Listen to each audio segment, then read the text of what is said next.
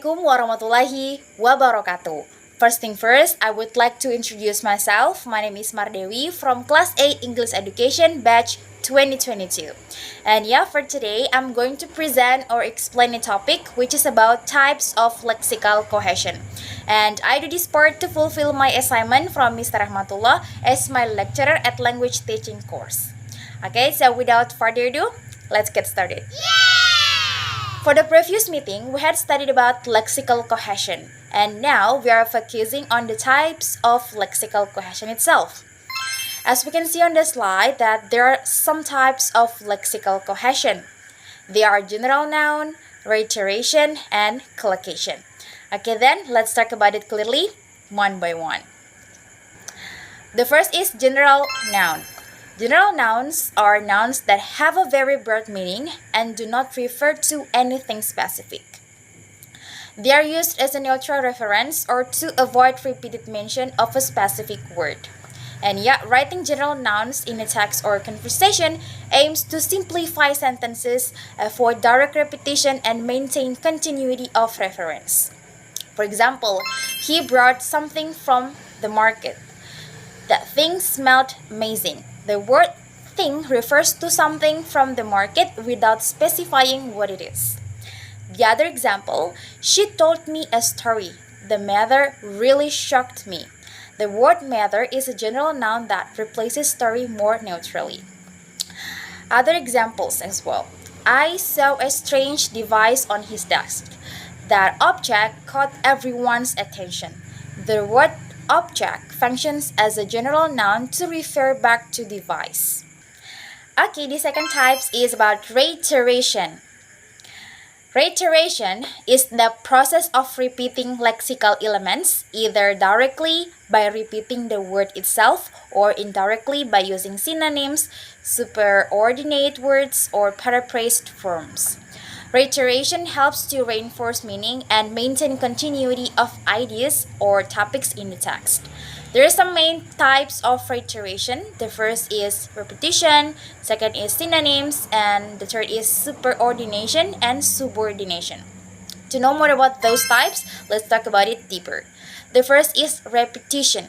Repetition is actually using the same word more than once in the text as a way to emphasize or maintain the topic.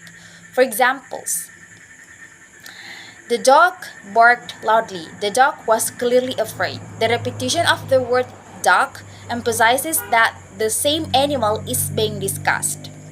Another example, it was a long journey, a journey I'll never forget. The word journey is repeated to give emotional emphasis.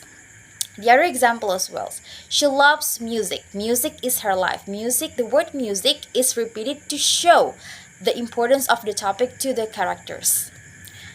Okay, the second is synonym. Synonyms actually is using another word that has the same meaning or is very similar to the previous word. This helps avoid monotonous repetition and creates variety in language style. For examples, the child looked happy. The little kid smiled brightly.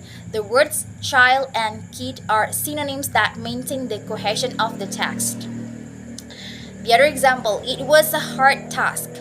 The difficult assignment took hours to finish.